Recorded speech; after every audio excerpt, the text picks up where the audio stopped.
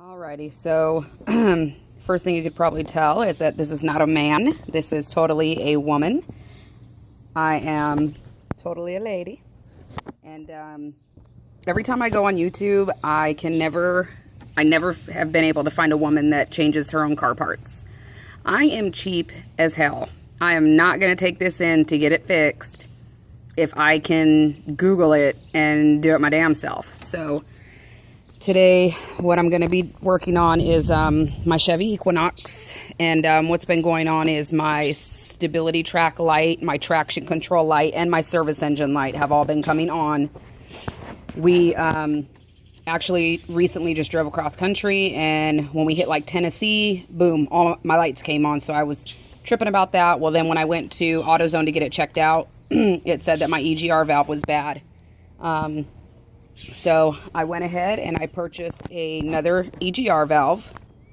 This one is from Duralast, and it was about 84 bucks from AutoZone. I probably could have got it online, but this one comes with a lifetime warranty. So if anything happens to it, again, if it rusts out like this old one is, I can get it replaced free of charge. So there's that. And then this is what's going on with this one. It's rusted. There's no air going through. So that definitely needs to be changed out. Okay, so for anybody else that was super confused like I was, this covering is going to be over the top of your motor. I guess that's what that is. Everything's going to fit into place. This cap right here is going to be on top. But what you want to do to get this off is this guy, the top doesn't just come off. You have to get in there and twist it down, and this whole piece will come out. And then you can just set that to the side once you get the top off, but then you want to put it immediately back in there, and it just barely screws in just like that. Leave that there so nothing gets into your oil. That's extremely important. And then this guy has 3 bolts you need to get off. That one, this one, that one. This one was extremely rusted, so I had to run to the dollar store and get some WD-40 and some wire brushes so I could get it off there. And then also, what you're going to need for this screw is I'm guessing 10 millimeter. Yeah, 10 millimeter wrench. Open-ended wrench, I think. I don't know the technical terms, but this is what you need to get this guy off. So with a little bit of finagling, I was able to get him off. All right, so I'm going to loosen these guys up. Oh, and I forgot too. Oops, biggie. This part is going to be connected to here. So what I had to do, because you can't just yank it off there, I took a screwdriver and was able to pop him off. Let me see if I can set this up. Oops. All right. So lift that and then pull it, and then it'll come right off. Set that to the side so it doesn't get messed up. And also, you kind of want to do this after your car has been sitting all night so it's nice and cool. Mine's really hot right now because, like I said, I had to run to the dollar store to get some WD-40, so it's hot, and I'm trying my darndest not to touch really anything. And I would say you could go ahead and use a socket wrench, but I don't think it'll fit in there very well. You only have this much space. Because I saw somebody use their bit here with a screwdriver on the back of it. I couldn't get my screwdriver to fit in there, so I have to do it this way, which is slow and tedious. So let me do that, and then I'll get back to you. Okay, so, and I know that some of the terms I've used probably aren't the accurate terms, but, you know, as I pointed out in the beginning, I am a girl, and all I know is that this unscrews this and screws it back in. So before you start to lay into me too bad about not using accurate terms. All right, and then when you're a girl, shit like this happens. I think I lost it underneath the car. Great, now I gotta get it. And I just wanted to point out that, yeah, I am changing my own car part, and I got my nails done. So, don't be fooled. There will be dirt. So, you want to put the screws off to the side so you know where to get them later. All right. So, everything is unscrewed. It is a little bit warm, but I am going to jimmy this out of there. All right. And there's like looks like maybe a copper pipe. Yeah. And this thing's kind of heavy, but, yeah. I don't know if you could see all the, it's corroded and it's just, ugh. It's gross in there. So, yeah, it was definitely time to replace that baby. All right, so once you get to the stage, this is what the empty space here is going to look like. This also came in my box. So I'm assuming that guy goes there. And then I just screw everything back in. And then I just kind of want to show you the difference in these two. Nice and clean and brand new, and old and moldy. Okay, so I put this little holder thing back there. I put the screws in just a little bit because you want to kind of screw in each one at a time. Okay, so yeah, this is taking forever because all I have is this stupid little wrench. I'm sure if I had better tools it wouldn't take as long, but I don't. Still trying to vamp up my tool inventory. And in our house, I fix everything, not my husband. I put everything together, not my husband. I also changed out my battery on this last year because I was not about to go pay $100 for somebody to just switch out batteries when it's not that difficult at all. As long as you don't kill yourself or shock yourself, hey, doing a good job. So, and I would say thank God for Google and freaking YouTube, because people on there can teach you an awful lot. And not only that, but I already paid 85 bucks for this part. Boy, like I was going to go pay $200 for some damn labor. Boy, this took me like an hour so far. So I understand, you know, there's the mechanic guys need to be compensated for their time because they do know what they're doing. But as long as I get in the car and it doesn't blow up, then hey, I think I did a pretty damn good job. So, all right, so all those are tight.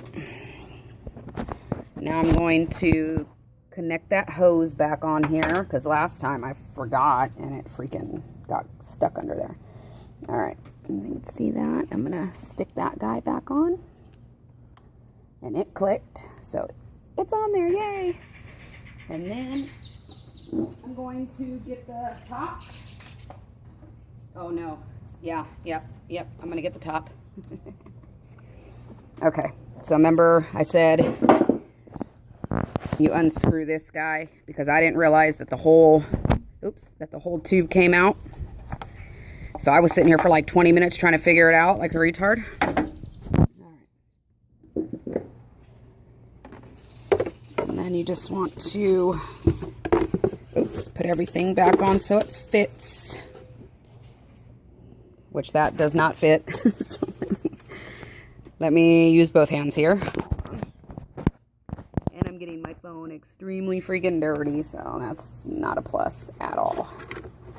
All right. And there's two little stick thingies coming out of the top over here, and I'm guessing that is for like extra, I don't know what word I'm looking for, but it keeps it on there so it doesn't fly off while you're driving. All right, and then this guy, just stick that back in there. Make sure this hose didn't get jacked up. Okay, so now I'm pulling on it and it won't come out. So got that. All right. See, hands are freaking dirty. That's all right, though. I got some orange off or something in the house. Okay. So now we're going to go over here to the battery port, I guess. This guy needs to come off because you have to, well, I read this, but they kind of want you to undo your battery, unhook your battery for a few seconds just to kind of restart the system. So let me use both hands here. All right, I don't know where my keys are, so let me make double sure. Okay, I don't want to kill myself in the process here. All right, so my keys are not in the ignition. I took the lid off there. And then these are your connector ports, I guess. I'm gonna unscrew those and just lift them up, both of them. Leave them off for just a few seconds and then put them right back on and start the car up and see if that fixes the problem. Okay, and then for these bolts and nuts, or this nut, you're also gonna need the 10 millimeter.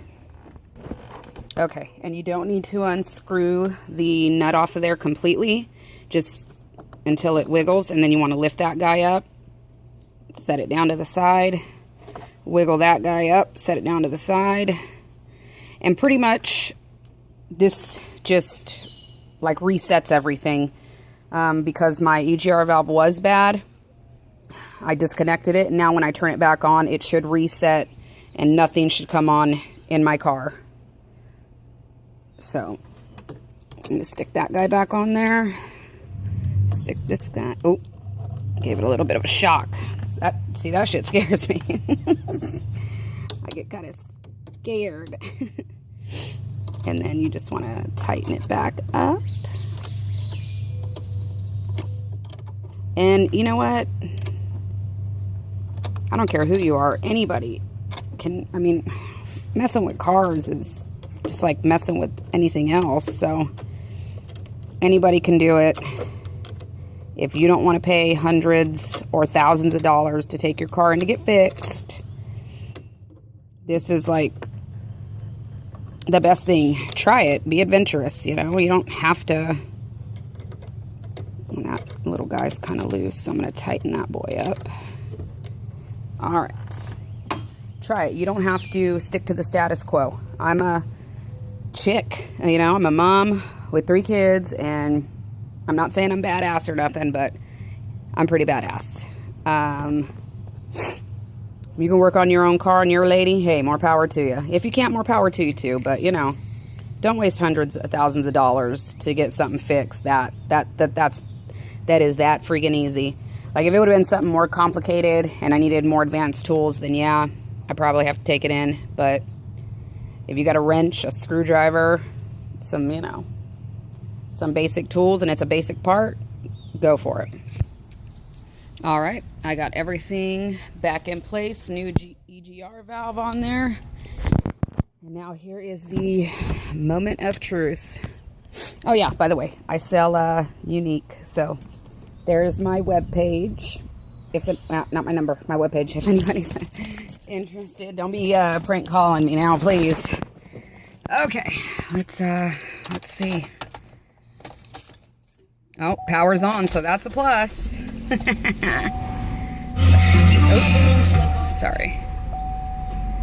Well, oh, I should probably close the hood. All right, so far, nothing. Let's see.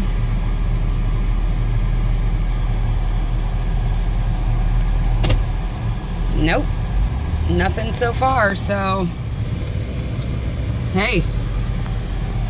My engine light was on and all the lights were coming on there, and it's not on anymore. So, hey, there we go. And also, I just want to say, for all the actual mechanics, oh, my finger's over it, sorry. But for all the actual mechanics over there, I'm not trying to knock what you do or nothing like that. I just made this video to have some fun and to let ladies know that it doesn't always have to be a man that fixes their car. And just to have a little bit of fun. Like I said, my terms probably weren't technical, and I probably had no clue half the stuff I was talking about, but that's okay. I got it on there and my car's running just fine. So thank you everybody and have a wonderful day. Bye.